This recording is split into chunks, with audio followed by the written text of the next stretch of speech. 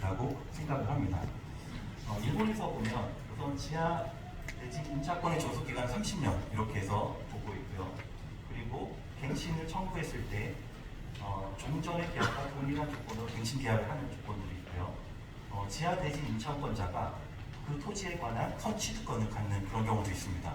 국내 같은 경우에는 지상과 지하가 한 토지에 이렇게 묶여 있지만 일본 같은 경우에는 지하권과 지상권 이렇게 따로 이렇게 되어 있다 이런 것을 알 수 있고요. 뭐 국내에서도 그런 부분들로 이제 개선이 되지 않을까 이렇게 싶습니다. 영국의 임대차법 같은 경우에도 계속 개정은 되고 있지만 이제 특히 우리 지하도 상가에 관련된 공유재산에 관련된 부분을 보면 우선 아무래도 지하도를 개발을 할 때 개발비가 많이 들어가다 보니까 정부에서 모든 돈을 들여서 개발하기는 어려운 것 같습니다. 그래서 민간 자본을 유치해서 개발을 하고 거기에 임대료를 받아서 민간 투자자가 회수해 갈 수 있는 기간이 있고요. 그리고 임대를 할 때도 우선 그 지역에서 그 장사를 하는 분들이 우선적으로 들어갈 수 있게 하고 재임대할 때도 기존의 상인분들이 먼저 들어갈 수 있게 하는 부분들이 아주 차이가 있는 것 같습니다. 비싼 입찰가를 낸 사람이 들어가는 게 아니라 기존에 있는 사람한테 들어가게 해서 공의 재산이니만큼 굉장히 비싸게 이렇게 임대료를 책정하지 않는 부분도 있는 거고요.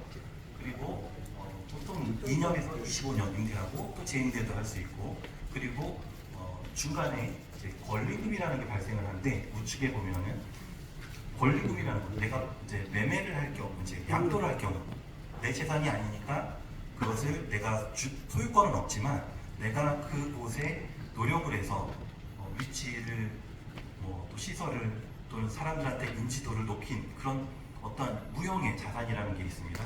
그래서 우리나라에서도 상가 임대차 보호법에서 그런 권리금에 대해서도 이렇게 점점 이렇게 보호해주는 추세에 있는데요.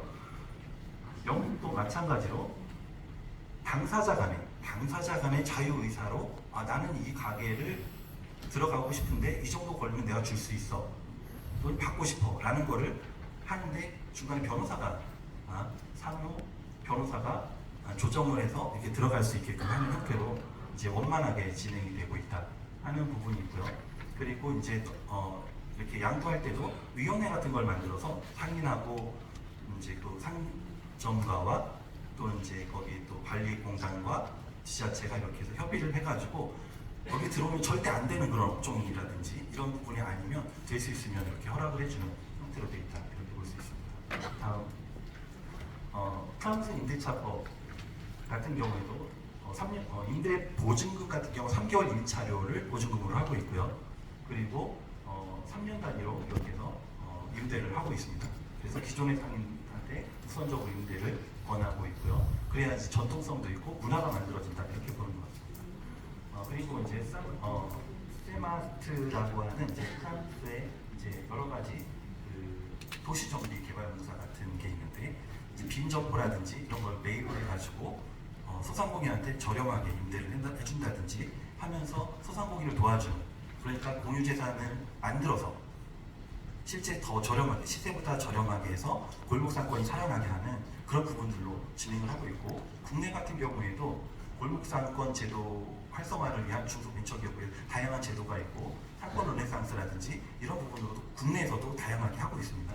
프랑스에서도 그렇게 했고 2021년에 종료는 했지만 대한민국도 그에 못지않게 다양하게 소상공인을 지원을 해주는데 약간 사각지대로 이런 지하도 상가라든지 이런 공유재산에 대해서는 조금 약하다라는 부분이 조금 아쉬운 부분이 있지만 지금 여러 이제 기관도 나와 있고 위원님도 계시고 하니까 이렇게 계속 개선이 될 거다 이렇게 보고 있습니다. 그다음 캐나다 임대차법도 마찬가지로 그 임차인 임대기간과 임대기간이나 이런 부분을 이제 협의해서 한다든지 또는 기존에 있는 부분으로 상인한테 먼저 준다든지 하는 동일합니다. 다음 넘어가겠습니다.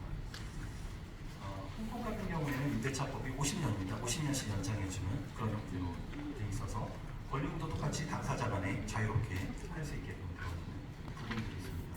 그리고 임대료도 이제 3% 시세의 3% 정도의 부분으로 이제 세금 형태로 징수를 하고 있다 이렇게 볼 수 있습니다. 다음 넘어가겠습니다. 정리를 하도록 하겠습니다.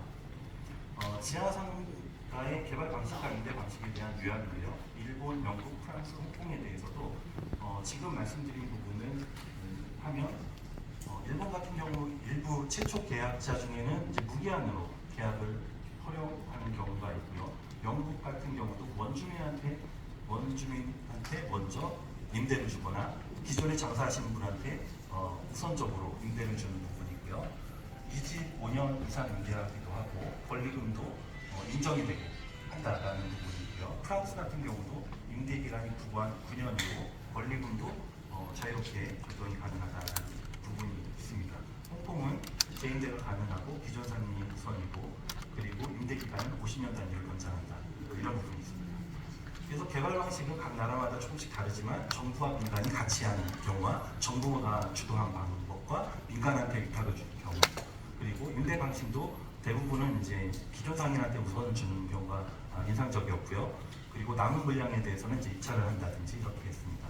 그리고 재임대 방식도 기존에 장사하시는 분한테 우선적으로 줬고 남은 임대 물량에 대해서 입찰을 했고 권리금 같은 경우는 절대 못해 이런 게 아니라 당사자 간의 자유의사에 의해서 하거나 변호사를 이렇게 중간에 두어서 협의할 수 있게끔 하는 그런 부분으로 되어 하는 부분으로 말씀드리겠습니다. 다음 매진 말입니다.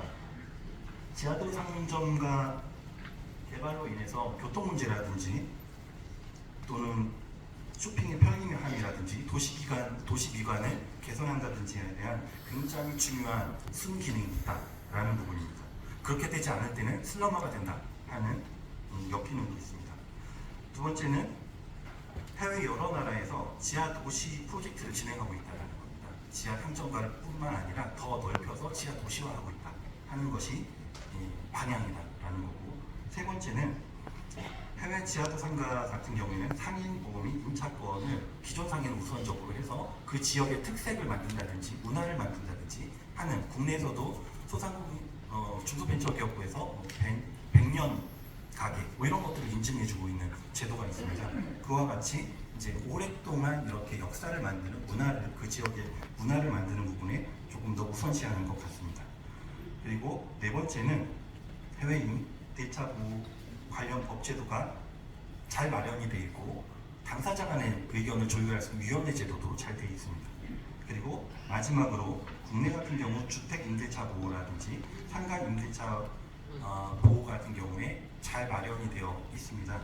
그런데 공유재산이 그보다 더 임대료가 비싸다 이렇게 들었습니다.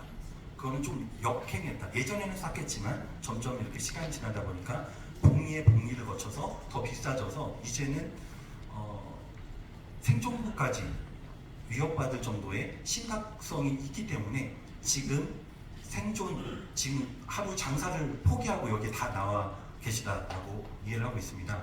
오늘 하루 장사를 안 하면 내일 굶어야 됩니다.